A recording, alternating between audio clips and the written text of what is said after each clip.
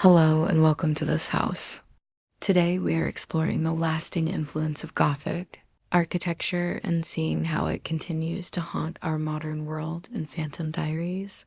Make sure to hit that subscribe button so you never miss an exciting episode. In 1831, Mary Shelley's Frankenstein was first published anonymously. This novel, along with her later The Last Man, helped set the stage for the birth of Gothic horror. At the time, Gothic fiction often featured crumbling abbeys, ruins set against a backdrop of stormy weather, which served to enhance the suspense and terror of these stories. As we begin our journey, we will arrive at an estate that has become synonymous with the rise of Gothic horror. While it was not the first Gothic novel ever written, Horace Walpole's The Castle of Otranto is considered by many to be the first true Gothic novel. Published in 1764, it introduced readers to the crumbling Italian castle of Manfred, Prince of Otranto. Though contemporary audiences were initially confused by the story, it quickly became a sensation upon its second publication under the title A Gothic Story.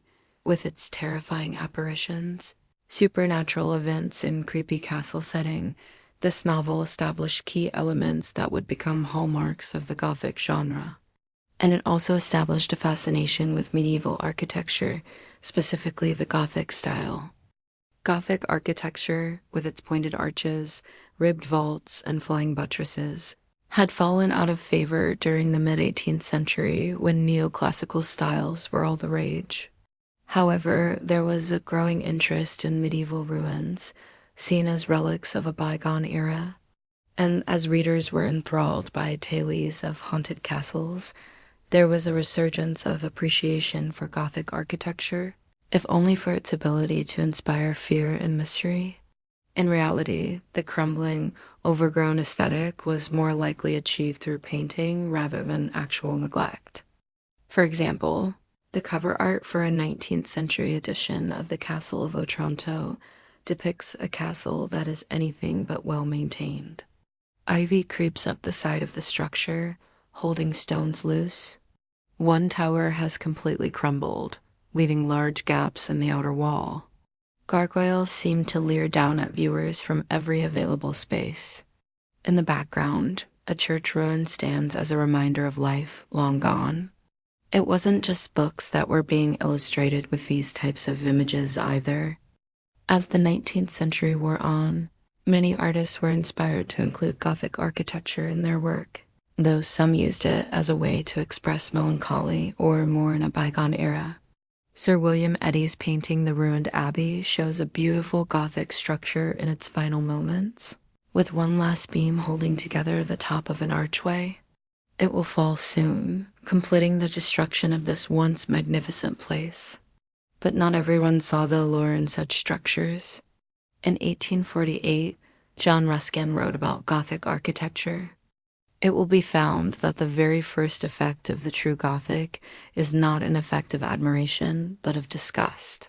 He went on to describe how those who appreciate Gothic architecture do not love it for its beauty, but instead are drawn to its dark recesses where they can feed their imaginations. In other words, Gothic architecture isn't pleasing to look at, but it does serve as an excellent vessel for the darkness within our own minds. However, there was no denying the impact that Gothic architecture was having on the artistic community. That same year, a young man began his studies at the University of Göttingen in Germany.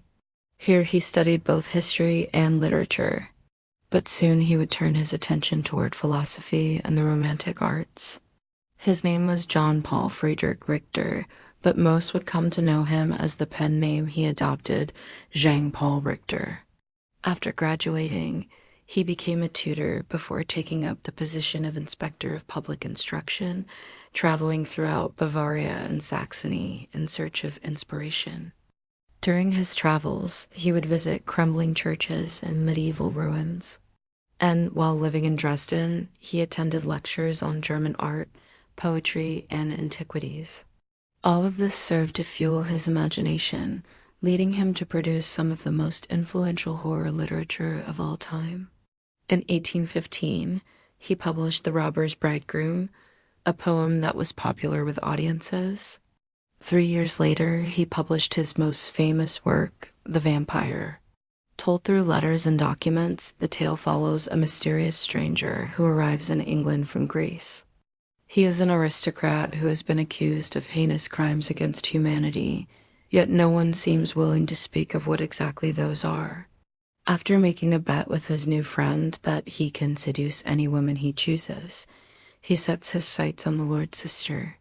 But when she refuses his advances, he murders her and frames the crime against her brother. Eventually, the police become suspicious of the stranger and discover his true identity as Armand, the infamous murderer from Greece. While not the first vampire story ever told, it was a critical moment for the folklore figure, firmly establishing him as a creature of the night in Western culture, no longer bound by local legends and superstitions. Instead, he becomes a sophisticated, wealthy aristocrat who preys on the innocent. Because of this, many people consider The Vampire to be the first true vampire story, but Jean-Paul didn't stop there.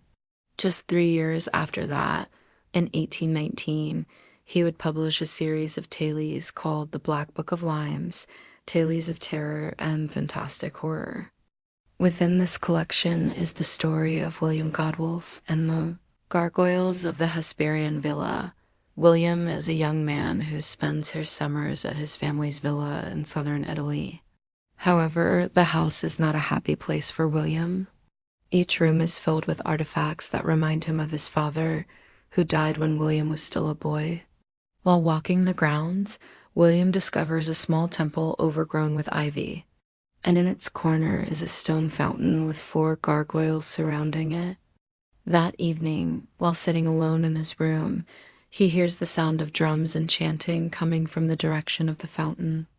Afraid to investigate, he tells himself that it must have been a dream. The next evening, however, he hears the sounds again, even louder than before. With a lantern in hand, he goes to investigate. He creeps around the villa until he comes across the temple, where he sees the gargoyles glowing red. Before he can react, the figures leap off the fountain and chase him into the villa. There he hides under a table until morning, at which point the gargoyles leave. Soon, he begins to grow weaker and sicker from a mysterious ailment. Concerned for his health, his mother hires a doctor who tells them he will likely die. To cheer William up, his mother asks the gardener to bring the 4 gargoyles into the house and throw them in the fire. And so they do, but they're surprised to find that they are hollow. And after removing the moss and dirt, they realize they are actually made of marble. When William learns that the gargoyles have been destroyed, he immediately feels better and is able to return to normal. Some time passes, and William prepares to leave his family's home for the winter. He decides to take one last stroll through the garden before he goes. There he discovers the 4 gargoyles whole and unburnt. They tell him that they have returned to claim him. And in his fear, William stumbles back and falls to his death. His body is laid to rest inside the house. And 1 year later, the gardener removes the flowers and weeds that had begun to grow over his grave. Beneath the marble slab, his skeleton remains, wearing the clothes he had worn the night the gargoyles claimed him. In this chilling tale, Jean-Paul masterfully uses Gothic architecture to create a sense of unease and dread.